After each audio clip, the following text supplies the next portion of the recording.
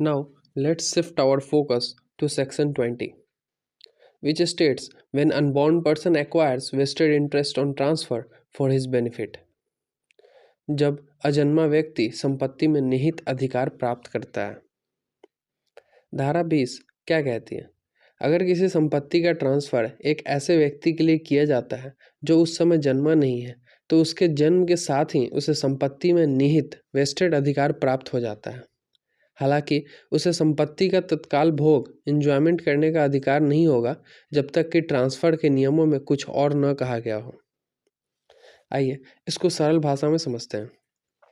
अगर कोई व्यक्ति अपनी संपत्ति अपने अजन्मे पोते ग्रैंडसन के नाम पर ट्रांसफ़र करता है, तो पोते के जन्म लेते ही संपत्ति में उसका अधिकार बन जाएगा, लेकिन वह तत्काल एंजॉयमेंट नहीं कर सकता जब तक कि ट्रांसफ़र के नियम ऐसा न करें। उदाहरण के लिए, राम ने अपनी वसीयत में लिखा कि उसकी संपत्ति उसके बेटे श्याम को मिलेगी और श्याम की मृत्यु के बाद श्याम के बेटे को मिलेगी। श्याम का बेटा जो अभी पैदा नहीं हुआ, जन्म लेने के साथ ही संपत्ति में अधिकार वेस्टेड इंटरेस्ट प्राप्त कर लेगा, लेकिन जब तक श्याम जीवित रहेगा वह इस संपत्ति का उपयोग नहीं कर सकता।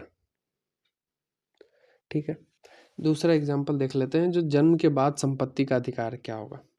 मोहन ने अपनी संपत्ति ट्रस्ट के माध्यम से यह निर्देश देकर ट्रांसफर की कि उसके पोते के जन्म लेते ही साथ उसे संपत्ति में अधिकार मिल जाएगा।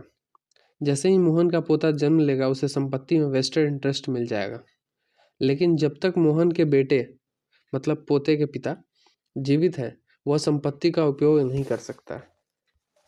ठीक है, आ गया समझ में सेक्शन 20।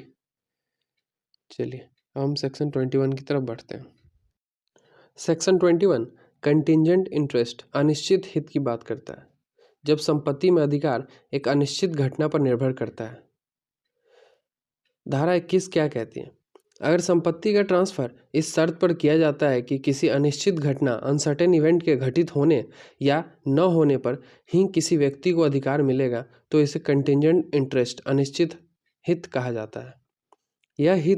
यह इंटरेस्ट तभी निश्चित होगा अगर घटना हो जाती है तो हित पक्का इन्वेस्टेड हो जाता है, अगर घटना कभी नहीं होती तो हित समाप्त हो जाता है। जैसे आसान भाषा में एक एग्जाम्पल से समझते हैं। राम ने कहा कि उसकी संपत्ति उसके बेटे श्याम को तभी मिलेगी जब श्याम यूपीएससी की परीक्षा पास कर लेगा। अब जब तक श्याम यूपीएससी पास नहीं करता उसका संपत्ति पर कंटिंजेंट इंटरेस्ट रहेगा। जैसे ही श्याम परीक्षा पास करेगा उसका हित वेस्टेड इंटरेस्ट बन जाएगा। अगर श्याम कभी परीक्षा पास नहीं करता तो उसे संपत्ति नहीं मिलेगी। दूसरा लेते हैं, एक विवाह की शर्त पर संपत्ति का अधिकार। मोहन ने कहा कि उसकी संपत्ति उसकी बेटी रीना को तभी मिलेगी जब वो 25 साल की उम्र में शादी कर लेगी। अब जब तक रीना शादी नहीं करती संपत्ति में उसका कंटिंजेंट इंटरेस्ट रहेगा। जैसे ही रीना 25 साल की उम्र में शादी करेगी उसका हित वेस्टेड इंटरेस्ट बन जाएगा। अब इसमें है ना एक एक्सेप्शन है, विशेष आयु पर अधिकार।